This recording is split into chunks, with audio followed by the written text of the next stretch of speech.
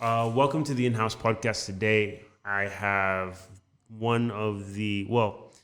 he has a social media company, and to my knowledge, the only one that's actually working fluently. And this is not coming from me. This is coming from someone we both know, who's Emma. And when I found that out, I was like, I have to have him here to talk about social media. It's the biggest and probably the most important thing that's happening right now. So I'm going to have him introduce himself. Take it away, man. Thank you for having me. Ssuna Ronald is my name. I have known you, I think, for the past 5 years when I was working here. Mm-hmm. That was in 2015 up to, I think, 2017. So mutually, we know each other, and I'm grateful for having, first of all, being invited. It was an honor. I do social media marketing, digital marketing as an industry, and I have a company of my own now. I've had history in broadcast media, Channel 44. Then I moved later on to Capital FM Uganda, and now I'm doing my own thing, of course, supporting brands and companies, amplify their marketing strategies and messages on social media. You name it, you can go, of course, across social media, because we not only just specifically concentrate on digital marketing, social media marketing, but we go also on billboard advertising. We go into radio advertising, TV advertising, you name it. Cool. Oh, that's really, really, really, really good. I remember what caught my eye when Emma had told me you had a company was in the US, social media companies are probably the biggest thing that people get into, because the majority of not even strong, or just businesses that have been around for a good couple of years, you're talking about 10, 15 years,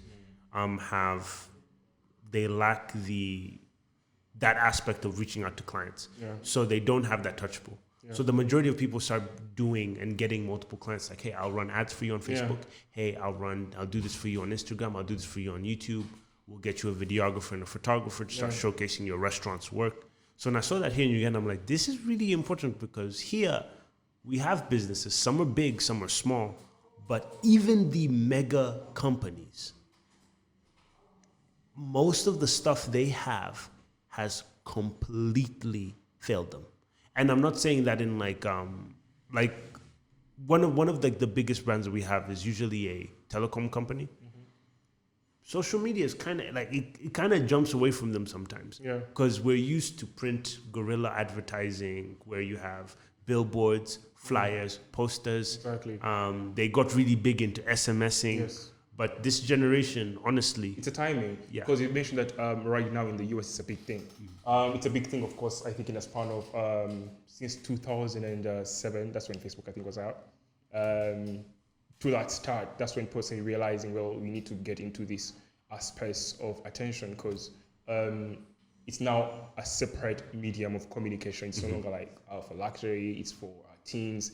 When Facebook was out, it was like a Facebook app, an application for teens. When TikTok came out, it was maybe for guys who like singing. When Instagram came out, it's an application for beauty queens. So the narrative is changing right now, and companies also want that attention, because everyone now is locked up on their phones. So this is where it gets to play. Of course, in Uganda, you could say that you're not hearing so many, because we kind of tech things. We're always the last people to get onto the wagon. So I could say the disruption and taking it on a professional scale could have been in the last 4 to 5 years, really hardcore. And there have been, of course, advertising marketing agencies. However, they are not also involved into social media. So you could see a traditional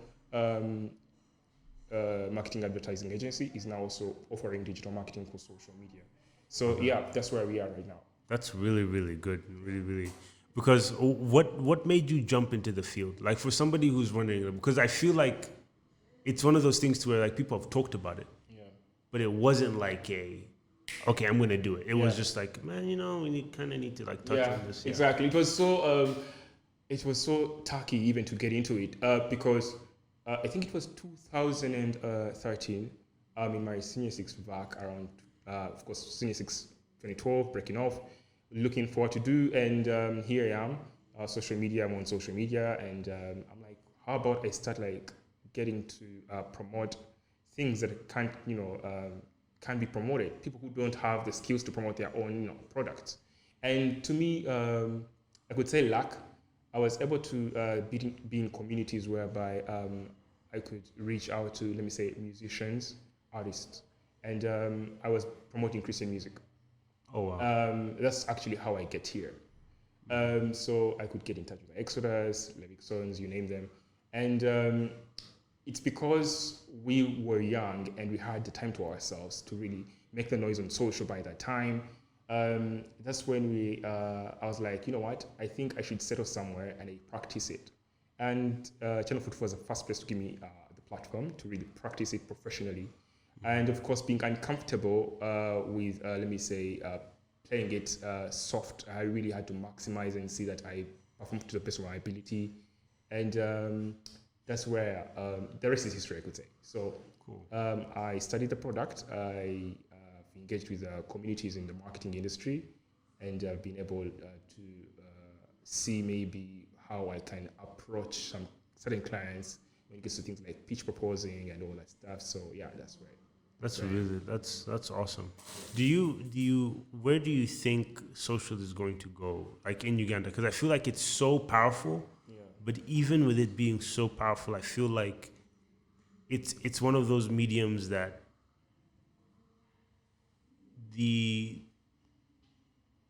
for me, I feel like the people who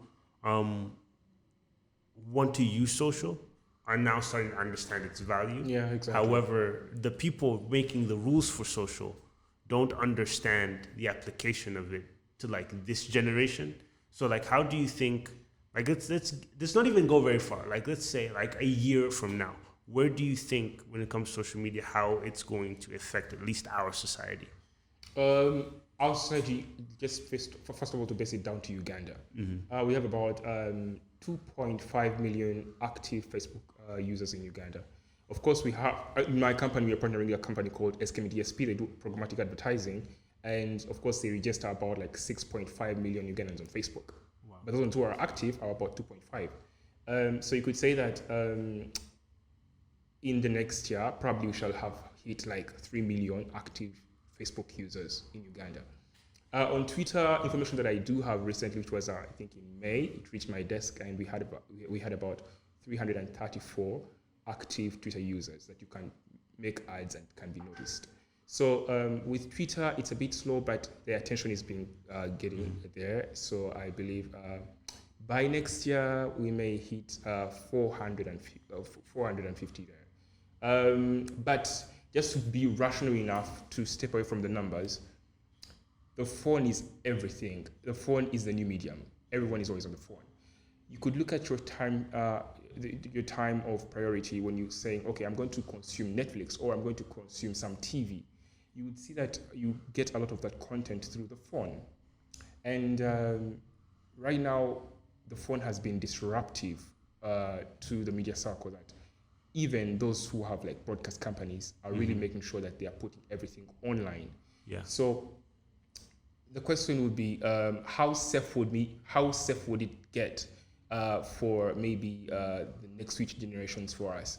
How shall we maybe monetize it safer?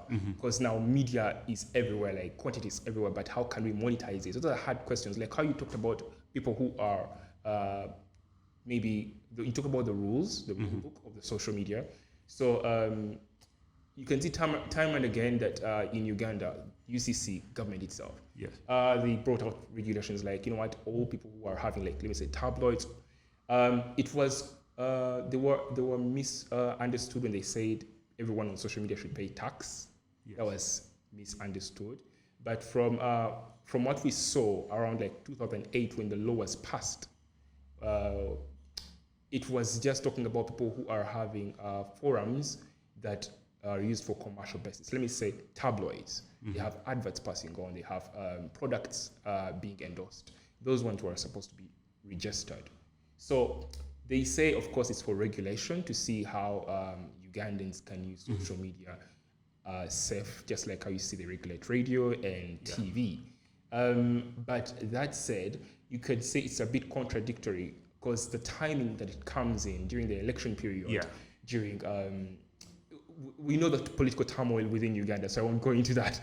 But so the timing it gets into, of course, now you see debates like, of course, trying to invade into our space, us, especially those ones who are voicing for anti-government, those ones who are on the other side, not in government. Yeah. So it also gets back to the people who are the creators of the platforms like Facebook. Mark Zuckerberg, Jack Dorsey, they're about actually to face Congress soon. Yes.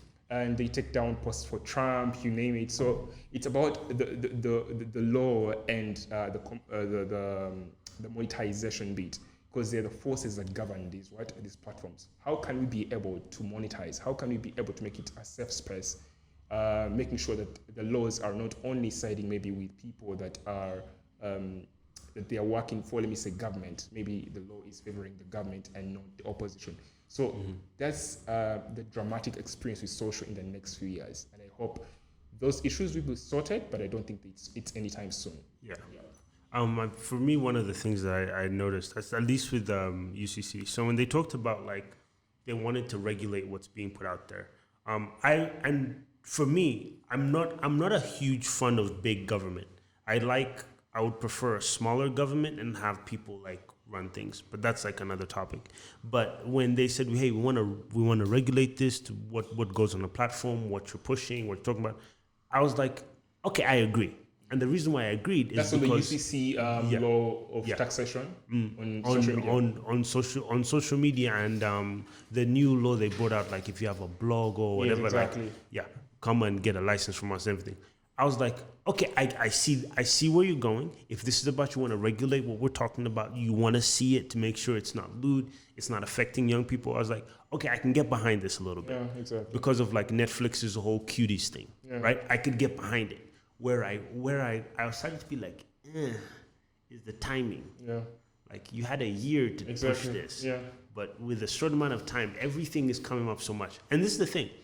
They could be like, okay, well, election season, money is being moved, so then we can pass these bills. Yeah. Okay? But it's one of those things to where if I feel like things need to be clarified, but also sometimes you would rather wait to do something than dump it on people. Because a lot of people in their mind, whether it's right or not, they'll just be like, this is just a stunt against opposition. Exactly. Yeah. And then some people will be like, well, no, we're really, really trying to help you. Because on Twitter, I read it and like, I was like, first and foremost, UCC needs a PR team. They need a team to help communicate. Are you calling them out already? They really do. I don't believe the individual accounts for the executives should be answering people. It's very bad. It's vague. It's because people were destroying them. Yes. And then they write a generic message. Well, this is to do this, and this is for, and then somebody says, but you've done it in this. They list points, and then they don't address. It's very, very bad. I wouldn't want, like if I was running UCC and I saw my people do that, I would take the phones away. It's like someone insults the White House and Trump tweets. We know Trump tweets. Yes. We just don't want him to. Yes, exactly. Yeah. So I feel like they need a peer team. But to digress from that, it's one of those situations to where you just want to make sure whenever something happens, it happens in the best possible time for people to not misrepresent you. And not that we need a lot of explaining as Ugandans, but we need to take into account there are a lot of people who feel like an outsider, or they don't feel that their voice is heard. Yeah. So to take their microphone away, even if it's not directly affecting them, they'll see it as some form of attack, or they'll see it as something that's really infringing on them, which to some degree, I agree with having regulations. I feel like it's very, very important. Would you pay a license for this podcast? Would I pay a license for this podcast? Yes. To them? No. Why? And this is the reason why. One, you cannot regulate me as an individual because I am a tax-paying Ugandan, right? When I buy things, I pay taxes. I pay taxes for electricity, right? I'm trying to build a home, I pay taxes. So you're not going to tax me for that. When I leave the country and come back with stuff, I pay taxes at the airport. So for you to tax me so I could talk on my platform that I built is different from TV. So TV is passing through UBC, which in itself is also weird that your competitor is regulating you. However, that's another topic for another else. Yeah. But that I get. You are regulating TV that's passing through Ugandan airwaves. This is not going to Ugandan airwaves. This is going on YouTube, and this is going on our podcast. But the servers are Ugandan based, so also the community that you may be addressing, they presume it's Ugandan. Now, that's fine if they can prove it. If they can largely prove through demographics and through analytics that the community that I'm largely addressing is Ugandan, then have at it. And the Ugandan that is here. Because it's very weird for them to regulate a Ugandan in America. Yeah. So I am for it if you can justify it. Like if you can say, hey, Rob, look, I'll give you a license for this, and this. Now, what does that license entail? Because I don't want to then sign up. If I pay for a license, that means I'm willing to abide by the laws of the license that I have now paid for. And I'm not really for that. So if I talk about something you don't like, it's not lewd, it's not sexual in nature, it is not profanity, it is not an attack on a person, it is not a call to violence. Yeah. But if I talk about a topic you don't like or that's not politically with you, are you going to shut me down? That's what he's saying, because he's saying that it's for the better good. Yes. I do not want to do their job, but when you look at UCC's laws of regulating broadcast media, they say make sure that it's about safety, not inciting violence to the listeners. Because of course they think you'll provoke them to do something, but to pay attention to the future of social media in Uganda. Just as how hard it is for us to conceptualize their laws that they are bringing into play. Also, when you take it back to the people who own the products like Facebook, I think it's not something that you can just wake up one morning and you just draft. It will take you months and months. I think, to me, I always actually I've went out on Twitter to say that social media and the arts, especially the arts as a general, they should have representatives in parliament. Like in the UK, there is the GDP, the G something. It's the one which governs all digital platforms. Yes. And also when you look at their ministries, they have a Ministry of Digital and Culture. So, sports, not only sports, because we have sports as a representative in the Ministry of Sports and Education, but you look at, they have digital, they have music, and you name it. Those are one of, why I'm concentrating on those is because they are one of the industries that have generated money in the country. We have OTT. It's very quack of attacks. I don't know whether it's paying off, but from my knowledge of understanding of information, they say that actually it's not paying off as they thought it would. Because people, got VPNs, exactly. And also it's only data driven. So I can go on Wi-Fi and I don't have to pay you a thing. So the creatives, us, the people who are into the business, we get taxes to government. And I think it's mean of them to just wake up one morning and draft a policy. It's mean of Facebook to wake up one morning and draft a policy.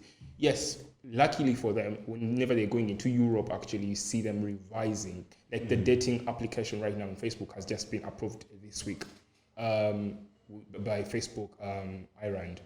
And right now, you could see that it's taking over Europe. It has been given the permit to operate. It would take you some time. While in the US, from the day it was, I think, created, I think there was a day of rollout, something like that. So we have to learn so much from the European countries, and we borrow it. I think the whole world needs to borrow a lot from the European countries. Just to make sure that social media and the creatives are in the safe space. Yes, I agree with that too. I also think that when a lot of the laws for social media were drafted, I think that one of the biggest things that that came to mind, I don't really think it was political as more of it being more of a financial thing. I think they saw that, hey, these social media companies are making money. Yes, exactly. But how do we benefit from this? How do we get some of that money here? Well, we need to tax them. I think it was an idea that they had. I don't think it was well thought out. It goes back to what you're saying. I really do think we need that representation in Parliament. For someone to say, great, yes, you do need to tax them, but the tax you're going is going to be taxing citizens, right? It's very weird to tax You're not, because the company, you're not taxing Facebook. You're taxing the citizens. So it's like me going to a restaurant, but you don't tax the restaurant. You tax me. Having access to enter yes, the restaurant. having access to enter the restaurant. Ridiculous, right? yeah. It's super strange. Yeah. And I feel like those are the things that for me are really like, hey, let's take a step back. Let's ask people. Let's bring them to the forefront. Exactly. Let's have them debate. If we need Facebook, Twitter, if we need Instagram here, like we need all those platforms here, let's call them and say, hey, can you guys open up an office? Can we talk with you on how we can actually monetize this for everybody, right? And I feel like that would be important because let's say this, it's going to be hard for me to pay taxes if I'm not making money on this podcast. Yeah. Right? Which is the majority of people who will start a podcast or who start an online radio. You want them to pay a license, but all he has is his time right now. Yeah. And usually when you are starting a business or starting something, you have two options. You can either put money up front, or you can leverage that with putting time up front and time and hard work, and then money will come later. Yeah. But a lot of people don't have the funds to just go get a license, right? So if you think about that, just it kind of cripples creativity because people are like, man, maybe I need to leave Uganda to go somewhere else to do this, which for me is my fear. Like I would rather us not be so advanced in the policies and have the freedom to create that. Oh, I can actually run my small podcast. I can run a YouTube channel here. I can talk to some people. And then down the road, while people are still building that niche and finding their space in this digital landscape, then you're like, hey, okay, so, we've been able to do this. We want to bring you guys. Let's talk about how we can create some laws. So once you do that, boom, then for me, I'll get behind that. Yeah. Because I see... I've decided that I'm just going to assume the best of everybody until you 110% prove me wrong. So yes, I know it's very questionable for you to see. I have decided to see the best in them. Like I decided to see, like, okay, this is what they're doing. They're using this to regulate, to protect kids. Like I'm all for that because I've seen, being in the States, I've seen what no regulation does. Yeah. Human trafficking is so high in the U.S. Child pornography is high in the U.S. Pornography itself is high in the U.S., right? For me, I don't want that to happen here. So I'm cool with regulation. I get it. I kind of want it too. But at what expense? It usually comes down to. Because when it comes down to regulation, it's a give and a take. In order for me to be regulated, I have to be willing to lose some freedom, right? So I may be okay with losing some freedom, but I have a podcast studio. The kid who has a phone, a laptop, and an internet connection, he may not have that freedom, right? Yeah. He may not have the, okay, I can sacrifice on this. No, because honestly, he needs whatever he can get, right? He needs the drunk to watch his stuff. He needs the businessman to watch his stuff. He needs somebody to comment. He can't be like, this is my demographic. These are the people who like me, and I'm just going to talk to them. So those are the things that for me were like at least making me nervous. The other thing that hit me up was social media and elections. Yeah, I think when Trump won, it changed the landscape full sail all over the globe. Because they claim to say that, of course, I won't say claims because they are facts behind it, proven now. Cambridge Analytica case, saying, of course, they used the Russians to penetrate through, to indulge into the US elections, which was illegal, and the ad selling to people who are targeted, depending on maybe, it was so much. I can't explain Cambridge Analytica, whatever it did in the involvement of the US elections. But yes, it opened the eyes. However, in Africa here, I was actually reading a blog post where they were saying Facebook is paying less attention to this could get me in a very crucial situation. But yes, they said Facebook is paying less attention to the African politics, you name it, on social media. So Facebook does so much in the US regulation. Yes. Right now, I've just seen their response. Nigeria is rioting and SARS, and someone uploaded the flag, which was all blood stained, their flag, and Facebook put it down. It filtered it to, I think it was sensitive content or something like that. Yeah. And it was mad. But they've come out and they've responded to and they've apologized to the Nigerians. That's the first time I'm seeing Facebook respond to an African country. But we see that happening a lot in the US. Yeah. So whatever happens in the US comes down to us. Maybe to go back to your question of politics and social media governance, yes, Facebook has to be regulated because we shall see many people using it for infamous, marketing. Political advertising has always been influenced by such fear. Raila Odinga and Uhuru Kenyatta, we saw that in Kenya, whereby people could receive short video clips on WhatsApp. And then if you don't vote for this party, you may, maybe this is what's going to happen to you. And there are scary videos. And of course, you discover it's deep fake. So I think Facebook and you name it, they have to pay attention. I'm aware because I'm actually in contact with the political desk of Facebook in Africa, some colleagues in Nigeria, others based in Kenya. And I know they're actually paying attention to Uganda. I met one of actually the communications manager in East Africa. That was in 2019. And she told me about their attention to Uganda. Actually, they had come to meet the government and, of course, educate the political desk that handles communications. So they are really putting center at Uganda when it comes to the general elections which are coming. So yeah. I think that's really, really important. I also think it's very. I'm very, very weird on stuff like this. I feel like I'm politically conservative, but I'm very socially liberal. So in the case of Facebook was started and it's owned by an individual. Yes. So for me, my opinion on that is this.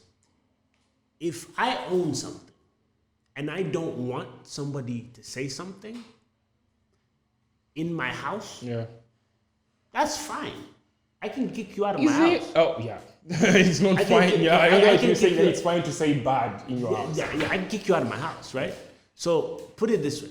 Facebook belongs to Zuckerberg. Yes. So Zuckerberg could be a lifelong Democrat. He doesn't like Republicans. That's fine. If he wants to kick him off his platform, it's fine. But he cannot claim that his platform is a free platform. Yes. That's where my thing is. I'm drawing a line. I fail to draw a line between people who say that media is non-partisan. Yeah. To me, it's not there. Yeah.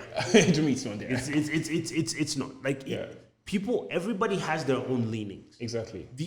If we're going to create a free space for people to communicate, that means I create the free space. Yeah, I can monetize and get some money from it, but I have no right unless it is actual. Called like the lines have to be so evident. But the problem is for me, when I look at social media, I feel like those lines are just like, oh, you crossed the line. And you're like, wait, what? And then they draw it right there. They draw it right behind you. Like, that's the line you crossed. It wasn't even there before. And funny enough, for more context to that, the line is drawn by the AI and the automated systems. Yes. That's where you get people standing out for violence in their country, and Facebook AI finds that, oh, that's sensitive, so we're going to block it. So yeah, it's that difficult to make sure, to see how we are going to be being regulated from the companies, by the government. It's a whole field of taking time to revise our mistakes, and because it's teaching us a lot. Where it gets insensitive, it's when they favor one party.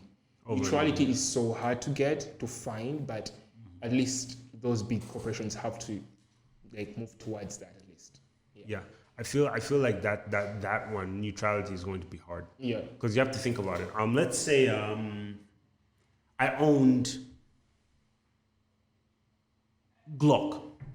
I own the company Glock. I own a weapons company, right? Okay. And what's Glock? Yeah. And you are anti-gun. Yeah. But you come and work for me, right? One, if I hire you, it's going to be super weird, right? Yeah. Just imagine everything you're against, but you're working in the company that's for everything you're against, right? Or I can deny you.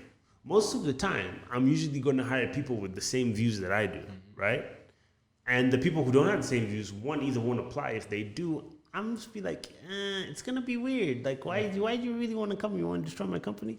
So it'll be hard for me to hire you. So when I look at neutrality, I don't think it's going to come from the private, because the private sector is what it is. It's private, right? It usually only allows people who have the same views as them. Yeah. And then the tough thing here is that the biggest tech companies, as a tech company, have kind of been created. Like TikTok was huge, but TikTok is not Instagram big. Yes. Yeah, and it's getting there. Oh, it is getting there. it's going to get there. I don't think it will last. I think right now, I don't think TikTok is going to last. Why not? I don't think TikTok's going to last. I think TikTok is a great thing, because you have to look at it like this. Okay. If the US fails to embrace TikTok, blown up my mind. Yeah. If the US fails to embrace TikTok, they are already like reaching agreements, because they just accepted Oracle to take up their data.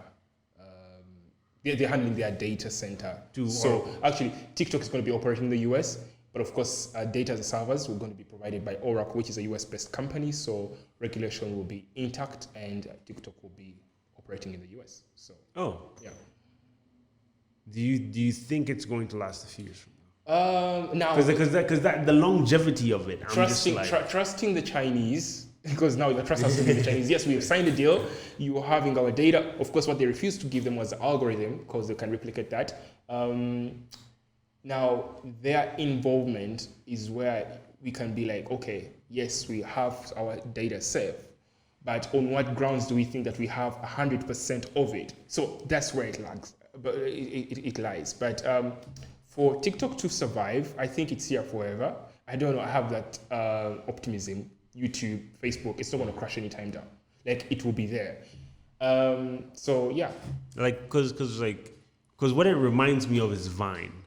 You remember that? Yeah, Vine. Vine flopped. Vine was TikTok, but I think they failed to market. They failed even the investment, I think, because TikTok also came in like in try and error. Of course, it blew up by ByteDance, of course, in China. It was big in China. There was an app called Musical.ly in the US, of course. It also was available in Uganda. One of the people actually that risen out of Musical.ly was Martha K, some celebrity in Uganda. Yeah. And later on, TikTok buys Musical.ly. It's now the TikTok we're using from the US. So it takes try and error. It takes great marketing. So I think they've studied their game, and everyone wants to get their algorithm. How do they do it? How come they are getting everyone on the platform in a short span? The growth is also influencers too. They paid a lot of little kids to go start TikToks, and that worked out well for them. Yeah. I am under the impression it's not going to, because it needs you need big people to drive it. Yeah, it does big people. You need big people. Let me say the biggest influencer on TikTok is The Rock. The Rock is I think Instagram. Will Smith and The Rock must be there in 1 or 2. Yes. 1 to 5. Because the Rock is on IG, 110%. He's on Instagram. Yeah, he's actually the most followed man right now. He was 2020. Yeah, he's the most followed man in 2020. And that was because it's it has the potential to make it if you get a higher age bracket. Because right now it's like teenagers and like that 20. Okay, I'm trying to buy into. Okay, I get it. That's where I am. I get it. You need a higher age bracket. The Twitter kind of. Because the higher age bracket in terms of like even influencers, those are the ones who really, really have the money, really, really have the influence. Yes. Because if they post on like, if The Rock goes up on IG and it's like, follow me on Twitter, follow me on TikTok, they're gonna jump. They're gonna be like, all right, I'm gonna go follow The Rock. He's there too. Boom. But here is a spin. Let me give a case scenario.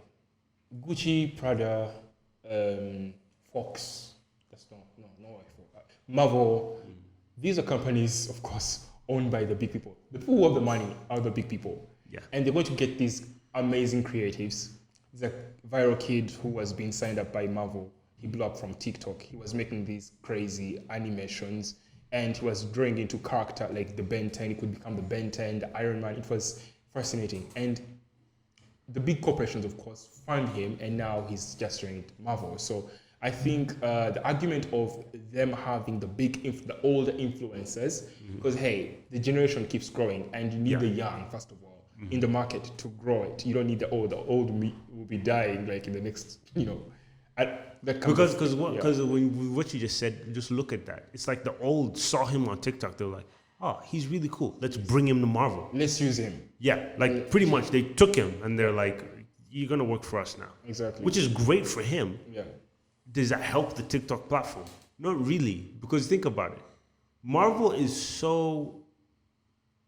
going down the route because Marvel's owned by Disney. Yes. Disney is going down the route of a Disney platform. When they launched Disney Plus, the streaming platform. I had no problem dropping, because I dropped my Netflix subscription because of the whole cuties thing, and now they're getting subpoenaed by U.S. Congress, and they're going. I'm happy. The director needs to go to jail. Which one? Disney, right? No, Netflix. Netflix, because of the film of the young girls. The girls twerking and all yes, that. I want all of them behind bars. I want all of them behind bars. They come out and they say maybe it was overthought out, like it wasn't their intention. It's so difficult to digest. I can't digest that because what I have to put into mind, in order for these girls to dance that way, we have to choreograph it. Also, the girls have to audition. That means some sick guy had to sit there and watch numerous little kids twerk. Yeah. I can't give you the benefit of the doubt. I really, really can't, because they changed the cover of the Netflix thing to try and loosen the reaction of people. But I had a friend who watched it, and she told me, I haven't watched it. Have you? No, I'm not gonna watch it. I can't. I got rid of my Netflix too. It's fully expired. But she told me that she wanted to find out, is this really what it is, or are we conservatives just really mad? So she watched it, and she watched it, I think, with a boyfriend, and she was like, "This is bad.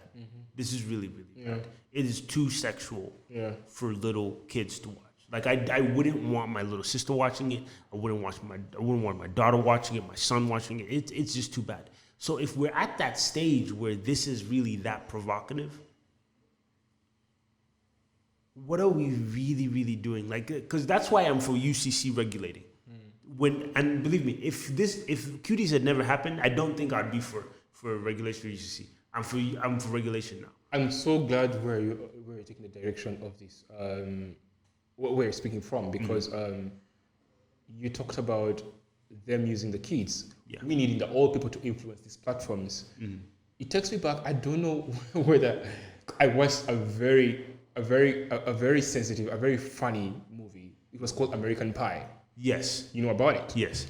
In our age, I don't think it was that bad. Maybe because we couldn't go on social media and call out our parents to call out, look at American Pie, our kids, what are they watching and stuff like that. But that's literally the same as American Pie, and American Pie was worse. You understand? So influence in the space of competition, in the space of getting the audience of the young. Now, you look at everyone wants to get the attention of the young. Uganda is getting good investment because, of course, it's the highest country. It has the youngest nation in the whole world right now. And that's the future. So how you make sure that you're going to prioritize safety in creating content to attract that audience matters. But then the debate of do we need the old? I think everyone has a space there. I won't say that they don't like old influencers on TikTok for it to survive. Because me, I follow food. I'm a foodie, and all the chefs there are old people. Gordon Ramsay is there, and so it has everyone. That's literally my IG. I'm a foodie too. Exactly. So everyone is there. So the space is there. It's all about you joining it. Like I told you, from where I started, like social media, when it came into the space, Instagram was known for slay queens. Right now, you have pastors using the platform. You have people teaching maybe educational content about maybe language. You have still the slay queens are still there, making a lot of money, feeding their families. So I think media is free. It's all about, are you ready to take it up? And those who are able to see the potential it has are the young. Yeah. Yeah, I think that's very, very that's very, very true. I agree with that. I think, but even in Uganda, man, things are just like. I love that people have found a way to make money and found a way to start a brand for themselves. Exactly. And start a way to start a business. Again, the only thing that scares me with this is like the generalized, because I had Mondo here, and I remember when Mondo was talking. I actually like I kind of strangled him on this topic a little bit, because he said I'm not for general statements. General statements are really dangerous because general statements cover a large group of people, and a lot of people can be in a large group of people, right? Yeah. That doesn't mean it specifically means those people. Yeah. So he said that slay queens just use IG for like prostitution and getting men, and I was like, dude, you're basically saying that all the women who post pictures that are a little risque for you, are doing prostitution. That's not the case. Yeah. And I was explaining to him, I may not like the pictures, you may not like the pictures, but that doesn't mean that this girl or this woman is out here prostituting. Exactly. Right?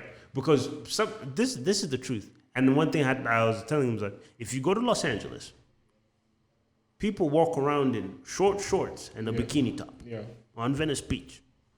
It's normal. They do that here, you will freak out, bro. But there it's normal. Cultures and morals are different. Yeah. And these people are exposed. Yeah. So they see something, oh, they're doing that, and they post a picture of it. I can go and do it, right? But here, that exposure is not the same. Because here, things are a little like, even us that know, when I'm here and I see someone, I was like, oh. What are you doing here? Even though we know it happens in Venice, right? We're still like, yeah. So it's one of those things to where I'm actually happy that people are taking time to grow and expose and use this platform. One, it will create an open space for people to join and for us to loosen up a bit. Because I don't believe being hard conservative is the best thing. Being hard liberal is the best thing. I think in between. You need to come in between with both of them. Yeah. Yeah, you need to come in between both of them. Because Uganda is pretty much conservative. Like if you were to ask us, on a general statement, if you were to go to find a Ugandan on the street and ask him just some general question on some views of, man, these people are hardcore conservatives. It has nothing to do with political leanings. It has everything to do with how they're brought up, right? In some areas, they just need to be more exposed, need to learn that, hey man, this is normal. This is not somebody just trying to be out here. And they make the money, they feed their families. Yes. I saw you putting, I didn't tell you actually, I did watch Pastor Mondo's session with you, and I think I was in for about 15 minutes. I was just going through almost like literally to see what it's made of. And I saw you putting him on a gunpoint when you talked about his controversial statement of the guys who, who are, working out, getting the abs and stuff like that. That they are broke or something. I'm trying to forget. I'm forgetting it, but no, I asked him because he said they were broke and they're only after sex. Yeah. Exactly. Yeah. So, but you see a man like that, because I have friends of mine that have fitness trainers. Like over the weekends, they invite them over for training and stuff like that. And when I started following up their accounts, you could see, of course, a fitness trainer, what he's supposed to do, motivate his clients, put up, his content, all marked up and all the stuff, good pictures. Now, it depends on who consumes the content. Yeah. Are you understanding this? Because his intent and motive are about fitness, are about making the money and seeing, you understand, healthy living. So people have to, like how you say, they have to be in between at least. I understand that not everyone's motives are maybe towards what you've been told or something like that. Everyone has different intents. And I think people, especially the guys who go out and mag and stuff like that and post pictures, if at all it's for the professional etiquette of maybe inspiring someone, and some it's just a hobby. Just like, how you see tech reviewers, people who like review phones. So like they have so much money, or they are just careless and maybe they have nothing to do and they just want to talk about the phone. That's their like niche, that's their drill, that's their everything. And I think when passion plays along a habit or desire, it shouldn't be castigated for something which is fake or Yes. sensitive or sexually motivated or something like that. Yeah, and I think it goes back to what you said about monetization, because I remember when I was telling Mondo, I was telling him, you understand that in the US, bodybuilding is actually quite big. It's quite big. I have friends they compete bodybuilding. They compete in physique. I have friends that are female that do it. It's quite a huge thing, right? They post pictures. Yeah. Because I've been around that community for a very long time, I don't look at one of my friends who's a girl and I'm thinking about it in a sexual way. I'm like, oh, you've been working out, and because I was going to compete for a long amount of time, and then I realized that I just don't. With everything I'm doing, I don't have the time to do it. Yeah. But I look at them like, okay, you're working out. This is what you're doing. You're on a diet right now, where you're bulking. Like, you don't think about it in the way of like it being sexual. Exactly. But also, it's the ability to monetize. In Uganda, that ability isn't afforded there, and it's not afforded because we're not welcoming the use of the platform the way it needs to be. Exactly. We are very like, I don't like, you may not like something, but it's not what you don't like. It's literally somebody just being like, hey, this is what I do, right? I'm a bodybuilder. I've never seen a bodybuilder pose in a full suit on stage. Yeah. I haven't seen that. Exactly. Yeah. Or in a kanzu. Yeah, because most of the slay queens that have now become, I just call them influencers. Yeah. I just call these women, because at the end of the day, truth of the matter is, as sad as this is, I get it. I get why someone will post a picture in a bikini before they post a picture in jeans and a blazer, and like regular Monday office wear. I get it. It's going to get more engagement, more likes, and you can't blame them if we haven't given them the tools to monetize things differently. Also, we can't then talk down to them when the very people we tell them to follow and aspire to do the same thing, which is 98% of the world. Exactly. Right? Mm-hmm. So it's very like, you're going to find these people like, okay, now what do you want me to do? Because you said I should do this. Yeah. So I shouldn't do this anymore? I'm confused. When in reality, it's just we who are like, okay, we have a problem with this, but they really don't. They're just really trying to make ends meet, put food on the table, make some more money, get better deals, which a lot of them have. A lot of them have stores where they sell the clothing that they wear. A lot of them are modeling, swimsuit companies. So, and another thing, because I told Mondo, I'm like, what I talked to him about was on the lines of, I'm not for blanket statements, but I'm also about like, I do my best to think about things before I say them. It's this. So imagine I'm a well-known pastor, right? And this is the statement that comes out of my mouth. Hey, I know all these slay queens that have all their numbers, and all they're after is just prostituting.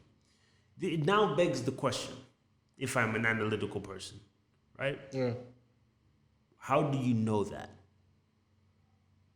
No, like, how do you know that? Yeah. And why are you talking to all of these women? Yeah. You would not put aside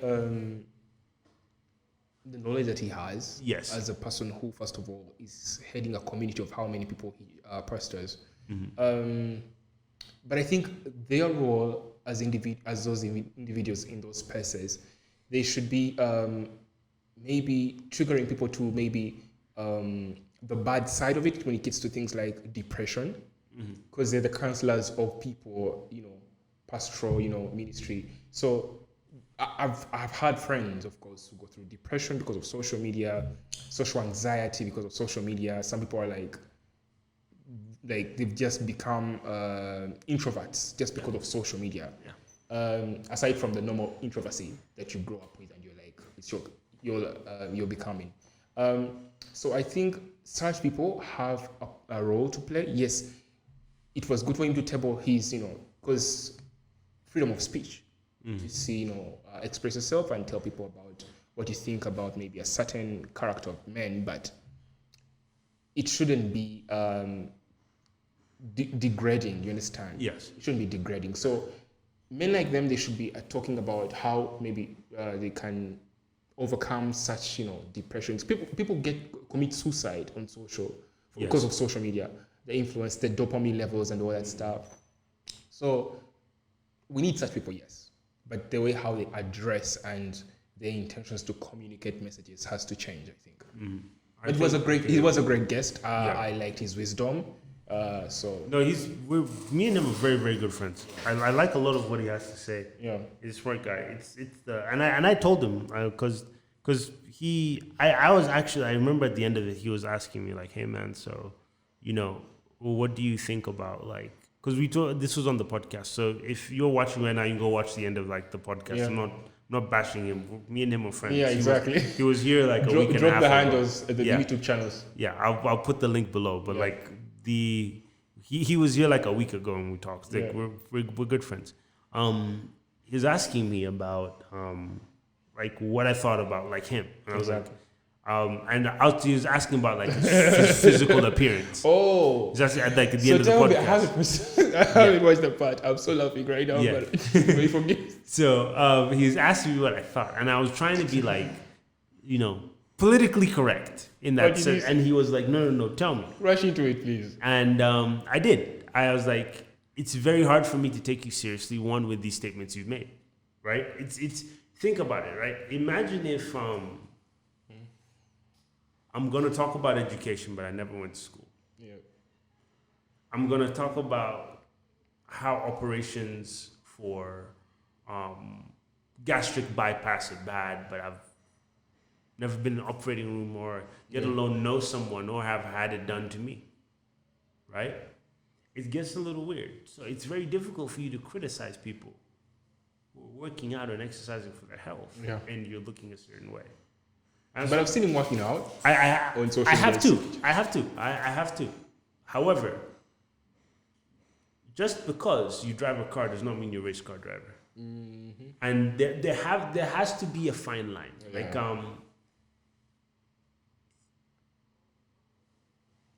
I need to be able. You don't need to look like The Rock, but I need to be like, okay, I get where you're coming from, man. I get there's a healthy lifestyle going on here. Like, I get it. I understand what you're saying. Yeah. I understand you have money. You're healthy. But when things aren't lining up, right? That's when things start to get weird because my fear is America is the number one most obese country in the world by per capita. Yeah. What are you trying to tell people? Like, if the only way you can have money is that you can be big?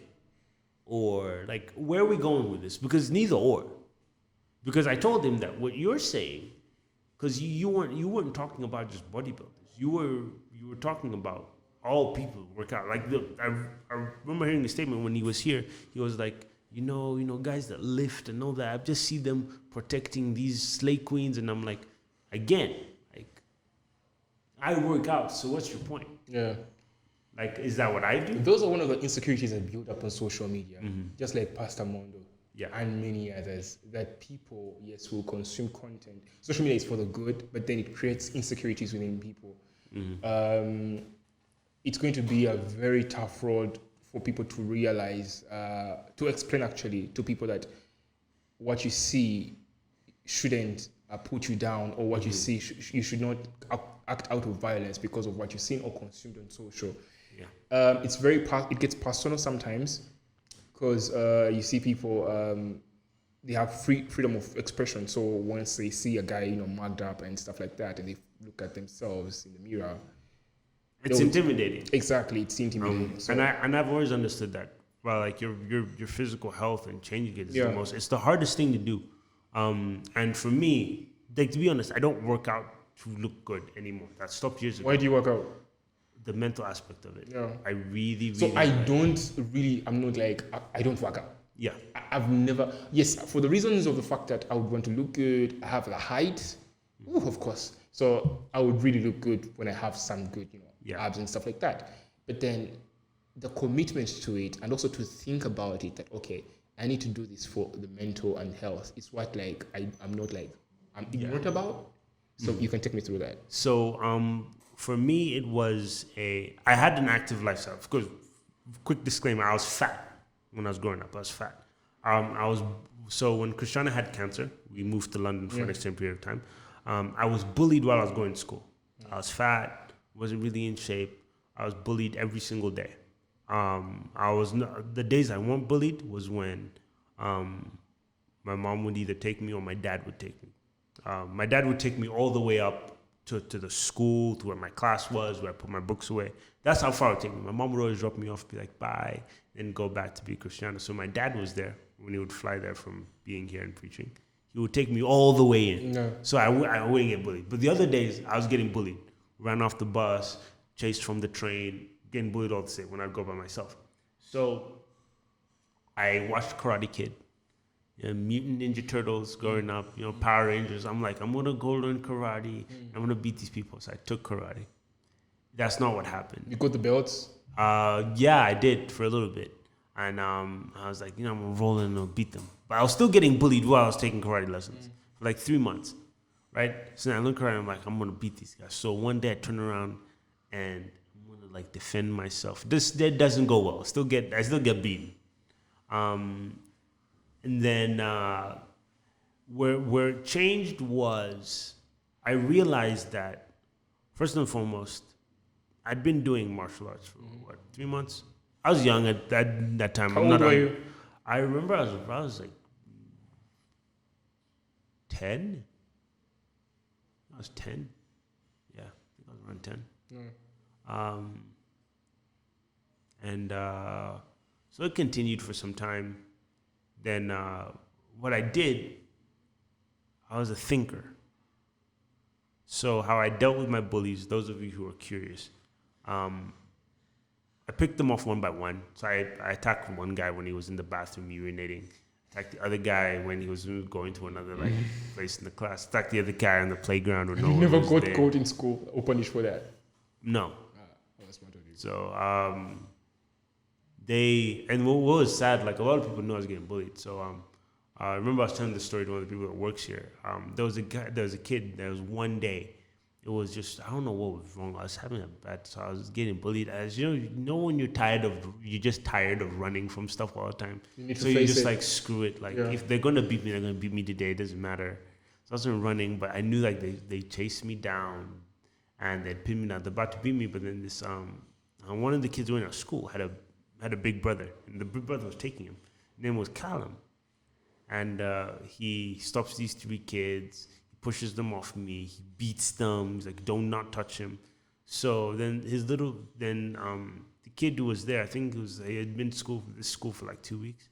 He stops. He gets up and he's like, "Hey, why did you do that? Why did you beat them?" He goes, "Well, you see, I'm your big brother, right? And I take care of myself, so I can take care of you. And I'm just telling you my bullying story. And then so right now he doesn't have a big brother here." Right? So I'm going to be his big brother. And then when he grows up, he'll be someone else's big brother. So to me, being bullied was the best thing that ever happened to me. One, because it showed me all my weaknesses. Yeah. So from that moment, I was like, whoa, this is awesome. Then there was a new kid in school. They left me alone, started picking on him. And then this was like a year down the line. Then I was like, you know what? Somebody did something for me that helped me stop getting bullied. So I'm going to do something for him to help him stop getting bullied. And by then, I'd like started losing weight, taking care of myself. And it reached a point where my dad was like, I don't even know if I was like the right age where this makes sense, but he was like, "Hey, Robert, start running, let's start eating like healthier, and let's start making better choices." And he was just telling me this. I began swimming more, got into sports. I got really, and then I took a deep dive. I'm talking, it wasn't weightlifting. For me, I took a deep dive into martial arts, like deep. From like there was karate, there was kickboxing, there was occasional taekwondo. And it's still a huge rabbit hole for me. For me, it's the, I can't explain it to you why I took a deep rabbit hole into martial arts. I can. When I'm doing martial arts, there's nothing else I'm thinking about. There's nothing else. It's just like, this guy wants to kill me. I need to survive. That's all I'm thinking about. Then the working out came when I wanted to be, I wasn't always big. I was skinny. I was really skinny for a long time. So I was like, you know what? I want to put on some size. I don't want to be the smallest guy. I was scrawny. So I started working out. Didn't put on any size. Kept working out. Put on any size. Kept working. Then over time, size came. But for me, it was the discipline in the sense I have to do this 5 times, 6 times a week. Sometimes because nowadays I work out every day. I just have to do this. So when you don't work out, because do you get like depressed or something like that on the mental side? No, it's just weird.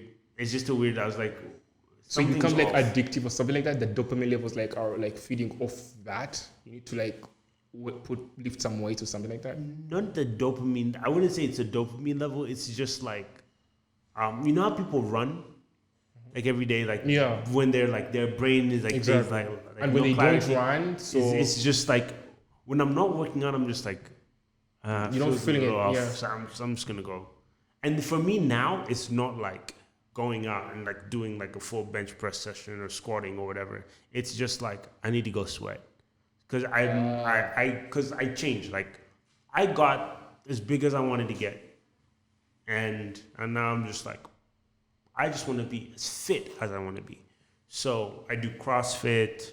I do a lot of biking and cardio stuff now. You thought about like having an Instagram or Facebook page talking about working out or something like that? No, because it's not me. Like I'll share somebody with like my fitness journey and everything, but it's not me. I'm not there's so many other people out there talking about fitness that I don't want to. It's not my space. What's your space? I don't know. Trying to figure that out. No pressure. No, I mean, I'm like 25, right? Mm-hmm. I would, if I feel like ask me what my space was, honestly, I just want to be able to just talk about what I want to talk about. I don't want to be limited to anything. I feel like being constrained just scares me a little bit.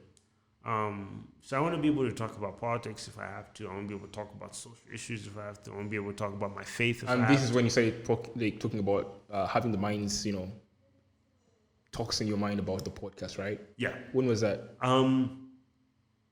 Honestly, it was on the table with my dad. We were having really good conversation, like really, really good, during quarantine. And I was like, you know what? We should record these. And I was like, these are great. So I just started recording them because the conversations were really good. Yeah. And I'm like, this might not help me, but it might help someone else down the road, even if it helps one person. Because my view was like, I started off with like the view, and I guess I still have it. I used to care about like Instagram feed, theme, everything. I saw that. Yes, exactly. I used it. Yeah. My thing. I saw that. Was color coordinated to a T. Yes. I could post pictures. It doesn't matter. But my theme was there. Yeah. Then I reached a point, and I was like, I don't care. I want to post what I want to post. I do not care if it looks a mess. This is my page. I don't need to impress anyone. If I have views, I want to post it. And that is where, for me, that's where true freedom is. True freedom is being like, man, okay. Yeah. I can do what I want to do on my platform.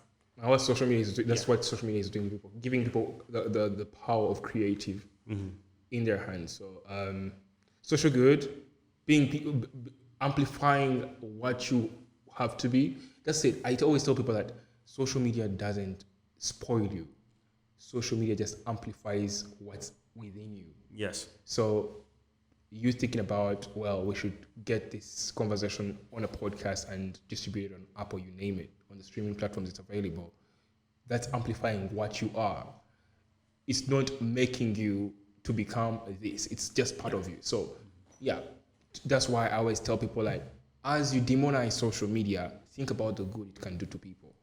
Yeah. 110% agree. I think social media is incredible. I also think social media can be very addictive. It can badly affect interactions with people if you're not using it from a healthy standpoint. Yeah. Like for me, I don't live in the bubble of my social media. Yeah. I don't think that's safe. Then also, like I posted this whole @NSARS thing on Twitter, on Twitter, and then I posted, and then took it, and then I put it on my IG. Actually, I followed it up from your IG. I had to follow you. I'm like, damn, this is so cool. I have to retweet this. Oh, yeah. So then one girl, and for me, I'm like, this is where like I'm different from a lot of people. So because I work at a church, I'm a pastor here. Yeah. So people expect me to be very politically correct. People expect me to be high expectations. Very, and I understand them. Everybody's done that as like, you know, previous people in these positions. Exactly. I'm not that way. I'm my lines. I drew my lines a long time ago, right? So I know my lines. So I respect everybody until you disrespect me, and then I would the same way you treat me. What did this girl do? Is the same way I'll treat you. So she commented on another person's comment and on IG. Okay. And she was mad about, well, so you don't think other Black Lives Matter, just the Black Lives in Africa? And I look at this comment and I'm like, did you not read the tweet as to what you're the photo of the tweet as to what you're commenting on here? That was your reply? No, in your mind? In my mind, that was my reply. What I wrote back was like, hey, listen, look, for the majority of the time, the world was at a standstill for Black Lives Matter. A complete standstill. The world went on a standstill for an organization and a movement that did not have a basis on what they wanted to do. They did not bring any political or criminal justice reform. They passed no bills from a legislative standpoint, from a legal standpoint, from a judicial standpoint, from even a state and local standpoint. They passed nothing. But when a movement comes up that has everything written out on what they want to change, how they want to change it, who it's going to affect, the causes of it, why it needs to be taken down, you're going to sit there and tell me that we people here don't care about you people there, but the people globally around the world, from Africa, are Nigerians. That is the largest populace that is literally sweeping the rest of the world. Exactly. Wherever I go, they're like, oh, are you from Nigeria? I'm like, no, bro, I'm from Uganda. They Nigerians everywhere. Yes. So that was the first thing. So she replies back, she's like, no, but you need to understand that, like, you know, Black Lives Matter has done a lot for people. We can't discredit the organization. And I'm like, I'm a person that reads. I don't like arguing politics with people. But if that's the road people want to go down, so be it. So I said, okay, please name me the accomplishments of Black Lives Matter. One, I will wait. For Black people, one. The truth is there are none. I support Black Lives Matter as a sentiment. I'm Black. Yes. It would be weird if I didn't. Yeah. Right? I support it as a sentiment. I don't support an organization that received billions of dollars and did not give anything back to its communities. Yeah. If Black Lives Matter as an organization is so amazing, why aren't they helping people in Nigeria for 𝐤𝐸𝐴𝐵, Liberia, Congo, even here? Donations in the billions should be able, honestly, to fix it. I could tell you what I could do. You give me $5 billion? Yeah. Yeah, things are going to change. Like, overnight. Not like 2 weeks from now. Overnight. You know what? First revamp the studio. I'll sort this out later. The amount of things that I would do, because to be very honest, to bring change, it's not that expensive, right? It's a lot of education, and then you give people infrastructure. You give them the tools to do so. You don't make yourself the crutch for them, but you allow them to be able to build, right? Yeah. They didn't do any of that. Now the people in Nigeria, and what annoyed me about her is that she took something that has nothing to do with her. Because what's happening in Nigeria has nothing to do with America. It has nothing to do with you. This has to do with those people. Yeah. It has to do with people be getting shot in the street.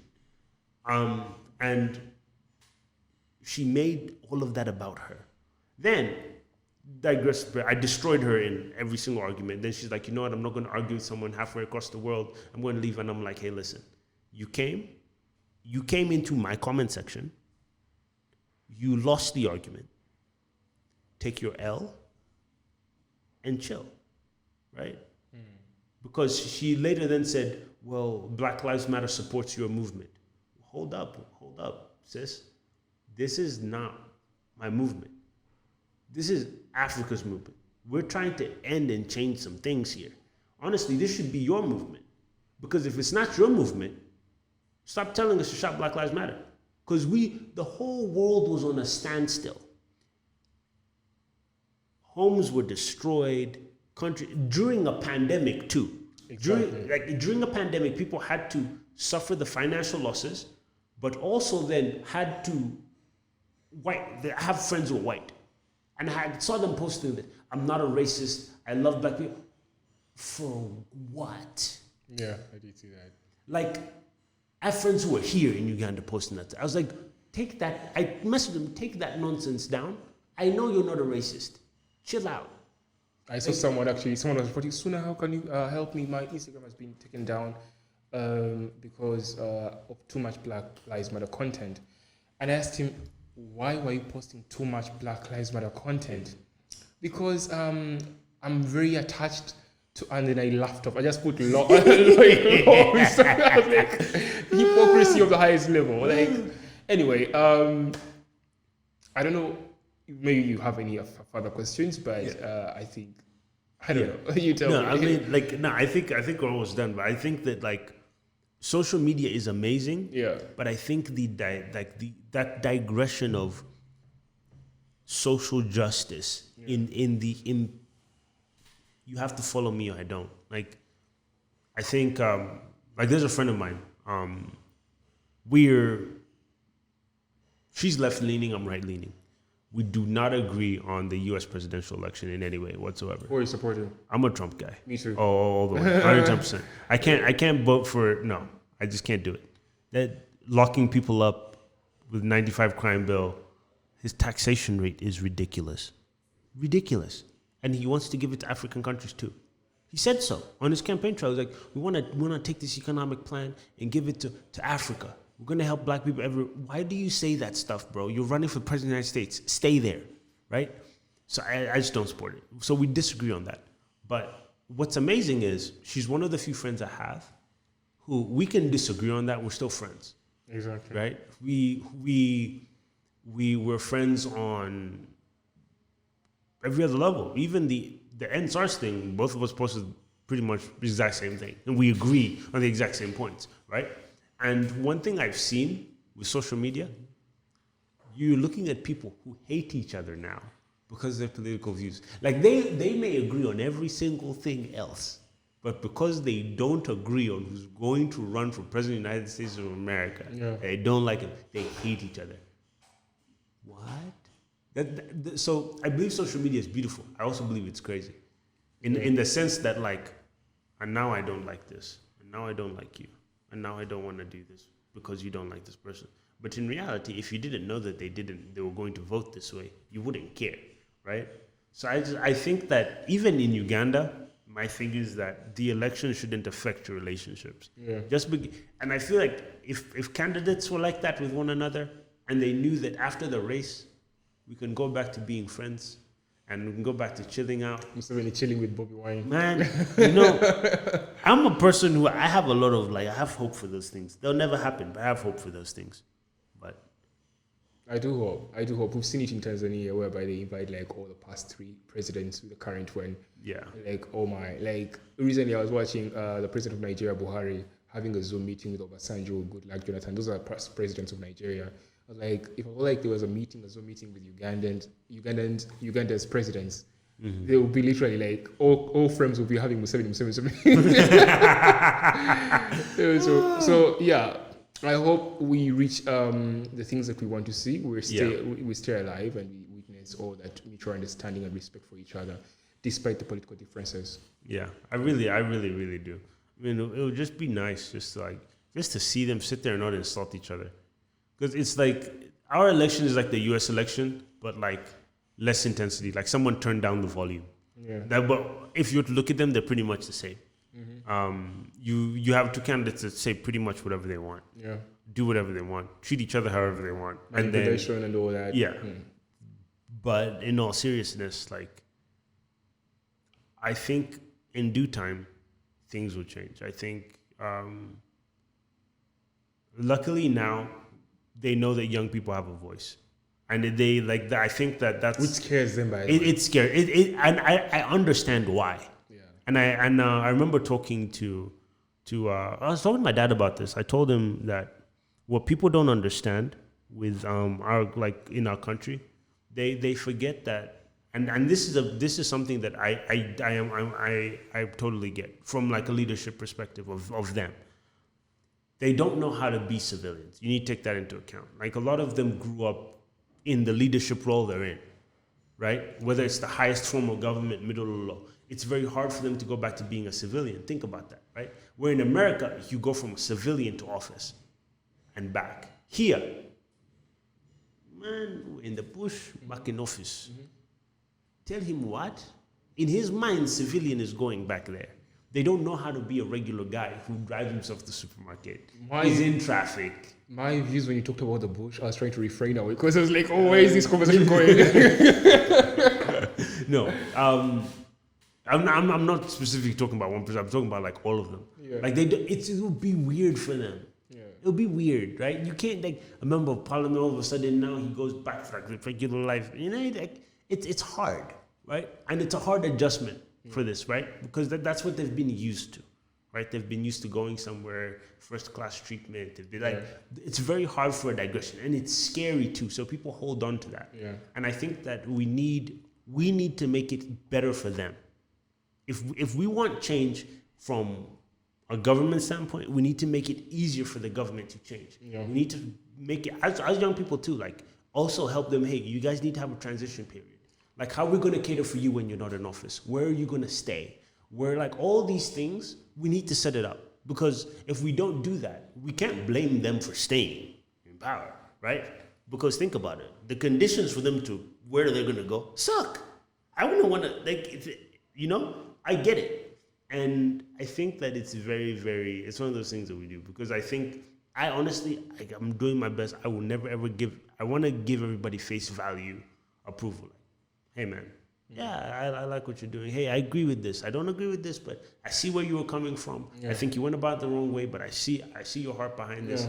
I get it. But I'm not going to agree with you. But I'm not going to agree with you, but I see your heart behind it. Yeah. Like the same thing with UCC, I see your heart behind it, and I want to help you, but we need to talk about these things. We need to sit down and when you wake up in the morning and you just pass a law, it's weird for us, right? Because... And also, like my thing is about regulate how you're actually going to enforce the regulation with a lot of these laws. Because if somebody says no, are you going to write to YouTube? It's impractical because even tracking down all people who are commercially earning from social, it is beyond. It's rejected. Actually, that's a question I did really have. How would they enforce any of this? It's from what I gather. I haven't yet paid attention to the research. But it's happening in Tanzania. It's happening in Ethiopia. They're regulating tabloids and you name it. Influencers, of course, it's happening in Tanzania.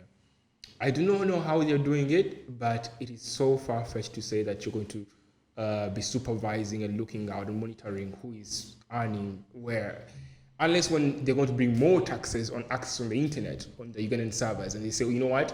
The fact that these could be ideas for them, but anyway, I just don't know because it's impractical. Like you look at it around, you look away around, and you say, okay, are they going to look at all those small tabloids, or are they just concentrating on the established platforms? Because when I was still at Capital FM, that's when the law actually was passed, and my involvement as a head of digital social media.